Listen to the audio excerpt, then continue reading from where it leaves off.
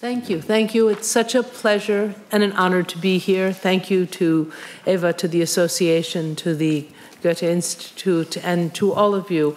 You've already heard, both from Peter Jenkins and from Stefania Manetti, much about the importance of using the healthcare system.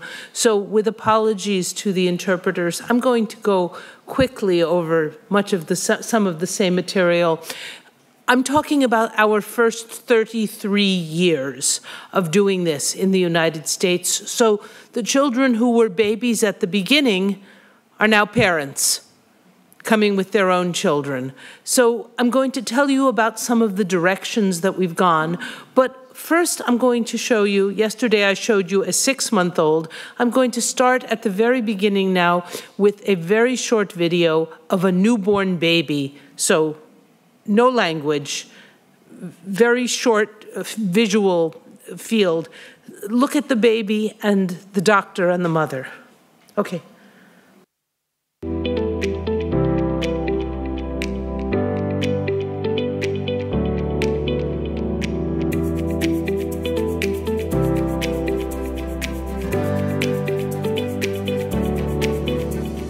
So congratulations, first baby.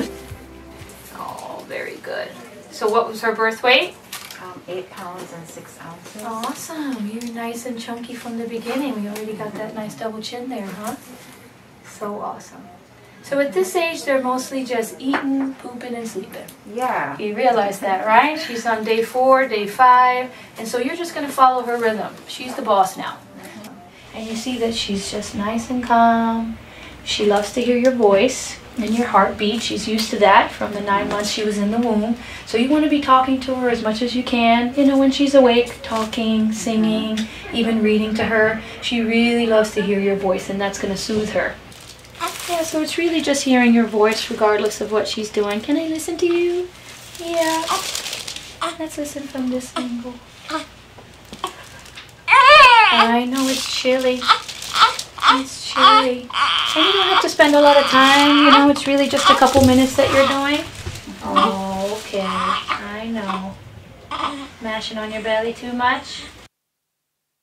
And so even though she's not looking at the pages, you can just have her here in your lap, and you'll see that it's got little pictures, and so you can read the words, and you can even talk through the picture. Is that like you? Yeah, leaning on mommy. And so she's going to love to hear the inflection in your voice, and the more excited and into the book you are, the more she will. And you'll see that, oh, you're waking up? Hello. So right now, you got to get really close for her to be able to see you, but the great thing is she can hear you and really recognizes that voice. Yeah, you hearing me?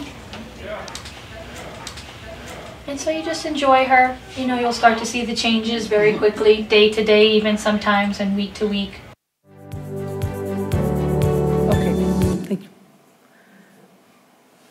So again, what you were seeing there, many of the stories that we've already been talking about. This is a program that started 33 years ago, as with what you heard about Nati per Leggere, from the beginning, a collaboration between pediatricians and early educators.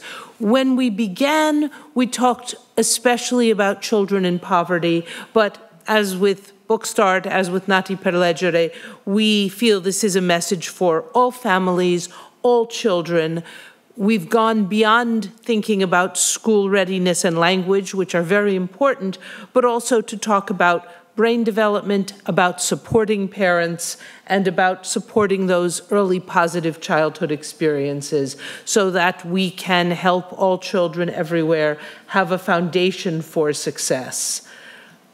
The model is so simple. Its most important piece, we think, is the advice, which comes with the book. So it's the combination of the advice, the anticipatory guidance, and the tool that you need to go home and put it into practice. We give a beautiful, developmentally and culturally appropriate book at every checkup from birth to 6 years. As Stefania Manetti said, in the early years of life, there are many checkups, and we have the volunteer readers and the information in the waiting room. So this is my responsibility.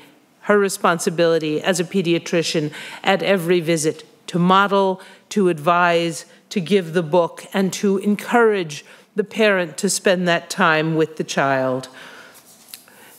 The program has been very well received by my colleagues in the United States. We are now serving more than 4 million children every year in the United States with about 40,000 trained medical providers, doctors, nurses, nurse practitioners.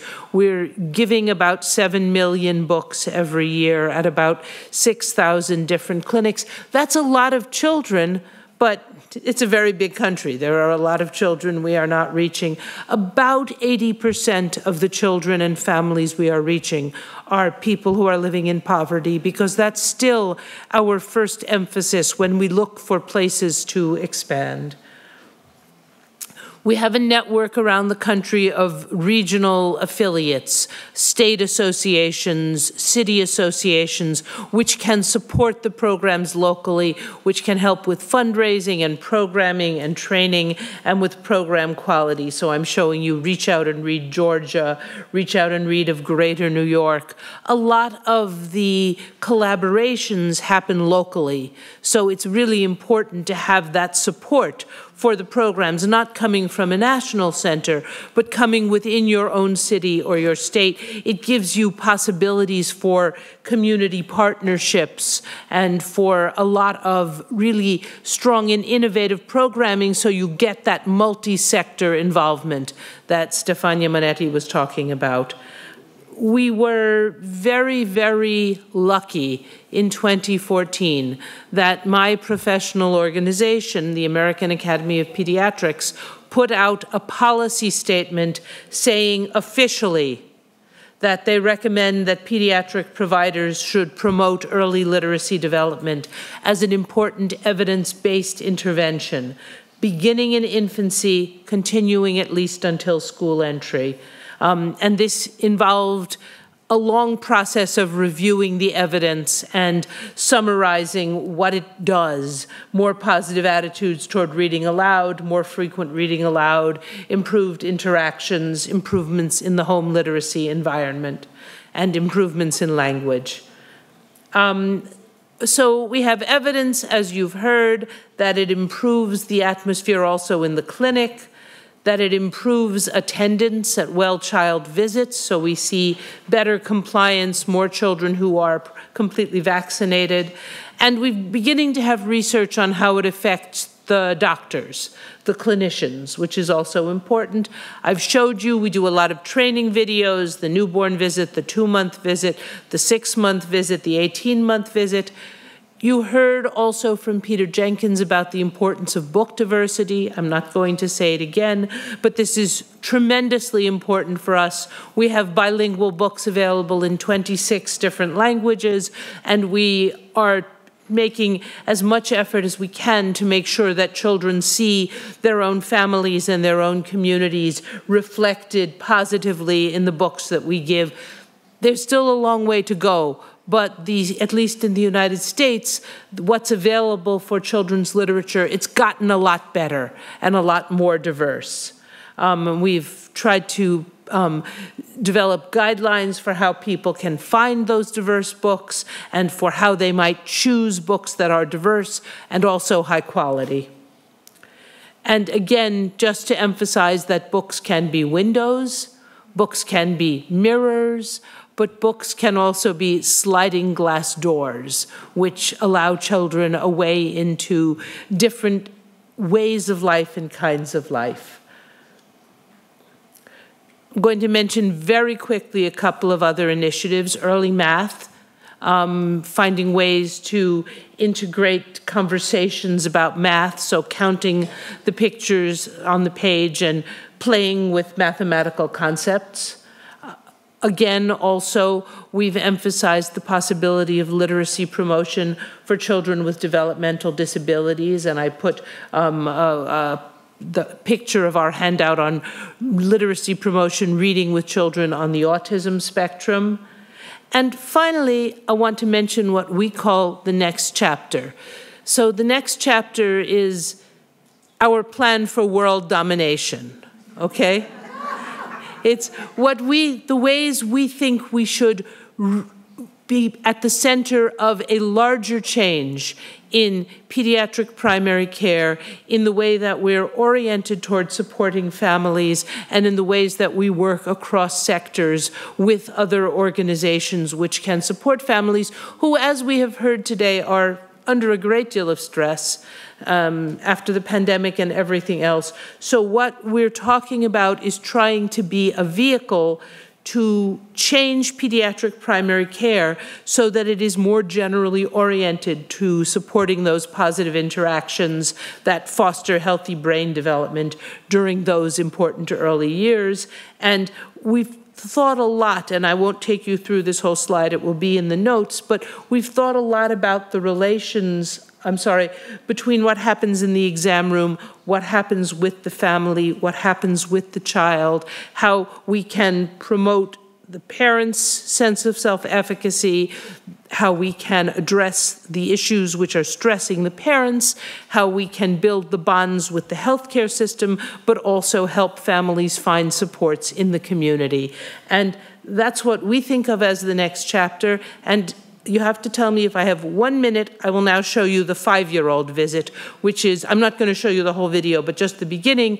I showed you the newborn who's lying there on the table with no language. Now I'm going to show you the 5-year-old ready for kindergarten, where we want to go. Go ahead.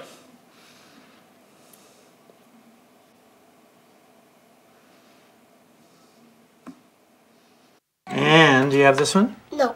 What do you think this book's about? The cookie. About cookies. How did you know that? So let's see if you can find all the letters in your name right here. Okay. Y-O-U-C-E-F. Oh, you're so clever. All right. Okay. Okay. And are you good at colors too? You can stop. So that's where we want to get. Thank you very much.